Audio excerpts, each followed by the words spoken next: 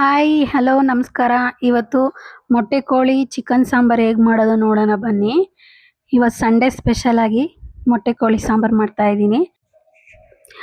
First ಒಂದು ಕುಕ್ಕರ್ಗೆ ಸ್ವಲ್ಪ ಎಣ್ಣೆ ಹಾಕ್ಕೊಂಡು ಎಣ್ಣೆ ಸ್ವಲ್ಪ ಕಾದ್ಮೇಲೆ ಒಂದು ಕಟ್ ಮಾಡ್ಕೊಂಡಿರೋ ಈರುಳ್ಳಿನ ಹಾಕ್ಕೊಂಡು ಒಂದು ಚಿಟಿಕೆಯಷ್ಟು ಅರಿಶಿನ ಪುಡಿ ಹಾಕ್ಕೊಂಡು ಚೆನ್ನಾಗಿ ಹುರ್ಕೊಳ್ಳೋಣ.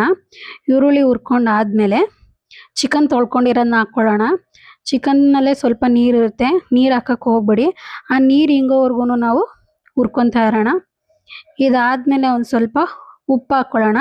ಚಿಕನ್ಗೆ ತಕ್ಕಷ್ಟು ಅಷ್ಟೇ ಉಪ್ಪು ಹಾಕ್ಕೊಬೇಕು ಫಸ್ಟು ಹುರ್ಕೊಳ್ಳೋ ಟೈಮಲ್ಲಿ. ಇದು ಈಗ ಚಿಕನ್ನು ನೀರೆಲ್ಲ ಹಿಂಡ್ಕೊಳ್ಳೋಕ್ಕೆ ಒಂದು 5ರಿಂದ 10 ನಿಮಿಷ ಟೈಮ್ ತಗೊಳುತ್ತೆ. ಈ ಚಿಕನ್ ನೀರು ಹಿಂಡ್ಕೊಳ್ಳೋ ಅಷ್ಟರಲ್ಲಿ ಹಸಿ ಸ್ಮೆಲ್ ಹೋಗುತ್ತೆ ಚಿಕನಲ್ಲಿ. ಇದಾದಮೇಲೆ ಈ ಥರ ಆಗುತ್ತೆ ನೋಡಿ. ನೀರು ಹಿಂಡ್ಕೊಳ್ಳೋವರೆಗೂ ಬಿಟ್ಬಿಡ್ಬೇಕು ಹುರಿಯೋದಕ್ಕೆ. ಹುರ್ಕೊಂಡಾದ್ಮೇಲೆ 10% ಅಷ್ಟು ಬೇಯ್ಕೊಳ್ಳುತ್ತೆ. ಆ ಟೈಮಲ್ಲಿ ಹಸಿ ಸ್ಮೆಲ್ಲು ಹೋಗುತ್ತೆ ಚಿಕನ್ನಲ್ಲಿರೋದು. ಇವಾಗ ನಾವೊಂದು 1ರಿಂದ 2 ಲೋಟದಷ್ಟು ನೀರು ಹಾಕ್ಕೊಂಡು ಬೇಯಕ್ಕೆ ಬಿಟ್ಬಿಡೋಣ. ಇವಾಗ 3 ವಿಸಿಲು ಇಲ್ಲ 4 ವಿಸಿಲ್ ತೊಗೊಳ್ಳೋಣ.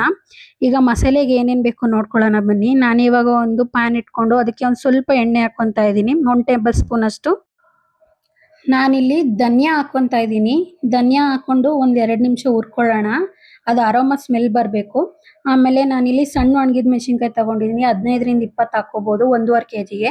ಆಮೇಲೆ ಬ್ಯಾಡಗೆ ಮೆಣಸಿನ್ಕಾಯಿ 5 ತೊಗೊಂಡಿದ್ದೀನಿ. ಬೆಳ್ಳುಳ್ಳಿ ಗಡ್ಡೆನೇ ಒಂದು 3ರಿಂದ 4 ತೊಗೊಂಡಿದ್ದೀನಿ.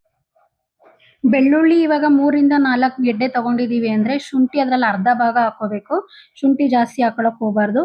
ಇಲ್ಲಿ ನಾನು 1 ಟೇಬಲ್ ಸ್ಪೂನ್ ಅಷ್ಟು ಮೆಣಸು ಹಾಕ್ಕೊಂಡಿದ್ದೀನಿ. 4 ಪೀಸ್ ಲವಂಗ ತೊಗೊಂಡಿದ್ದೀನಿ. ಒಂದು ಚಿಕ್ಕ ಸ್ಮಾಲ್ ಸೈಜ್ ಅಷ್ಟು ಚಕ್ಕೆ ಹಾಕ್ಕೊತಾ ಇದ್ದೀನಿ. ಒಂದು ಮೀಡಿಯಮ್ ಸೈಜ್ ಈರುಳ್ಳಿ, ಒಂದು ಸ್ವಲ್ಪ ಕೊತ್ತಂಬರಿ ಸೊಪ್ಪು, ಒಂದು ಸ್ವಲ್ಪ ಕಡಲೆ ಹಾಕ್ಕೊತಾ ಇದ್ದೀನಿ. ಒಂದು ಚಿಟಿಕೆಯಷ್ಟು ಅರಿಶಿನ ಪುಡಿ, ಇದಿಷ್ಟು ಹಾಕೊಂಡು ಹುರ್ಕೊತಾ ಇದ್ದೀನಿ. ಚಿಕನ್ ಬೇಯಕ್ಕಿಟ್ಟಿರೋದು ಇವಾಗ ವಿಸಿಲ್ ಬಂತು. ಈಗ ಮಸಾಲೆಗೆ ರುಬ್ಕೊಳ್ಳೋಣ. ಇವಾಗ ನಾನು 1/2 ಕಪ್ಪು ತೆಂಗಿನಕಾಯಿ ತೊಗೊಂಡಿದ್ದೀನಿ, 1 ಟೊಮೆಟೊ ತೊಗೊಂಡಿದ್ದೀನಿ. ಈಗ ಹುರ್ಕೊಂಡಿರೋದನ್ನೆಲ್ಲ ಹಾಕ್ಕೊಳ್ಳೋಣ ಜಾರ್ಗೆ. ಈಗ ಅದನ್ನು ನುಣ್ಣಗೆ ರುಬ್ಕೊಂಡು ಬರೋಣ. ಅದು ಬಿಸಿ ಆರಾದ್ಮೇಲೆ ರುಬ್ಕೊಳ್ಳಿ, ಬಿಸಿ ಇರೋವಾಗಲೇ ಹಾಕ್ಕೊಳಕ್ಕೆ ಹೋಗಬೇಡಿ. ಈಗ ನೋಡಿ ನಾನು ಫೈನ್ ಪೇಸ್ಟ್ ಮಾಡ್ಕೊಂಡಿದ್ದೀನಿ ನುಣ್ಣಗೆ. ನೋಡ್ತಾ ಇರ್ಬೋದು ಎಷ್ಟು ಚೆನ್ನಾಗಿ ನುಣ್ಣಗೆ ರುಬ್ಕೊಂಡಿದ್ದೀನಿ. ಈಗ ವಿಸಿಲ್ ಹೋಯ್ತು, ತೆಗಿತಾ ಇದ್ದೀನಿ. ನೋಡ್ತಾ ಇರ್ಬೋದು ನೀವು ಯಾವ ಥರ ಬೆಂದಿದೆ ಅಂತ ಚಿಕನ್ನು. ಈಗ ಅರ್ಧ ಬೆಂದಿರುತ್ತೆ ಇವಾಗ ಚಿಕನ್ನು. ಈಗ ಮಸಾಲೆ ಹಾಕ್ಬಿಟ್ಟು ನಾವು ಮತ್ತೆ ಬೇಯಿಸ್ಕೊಬೇಕು.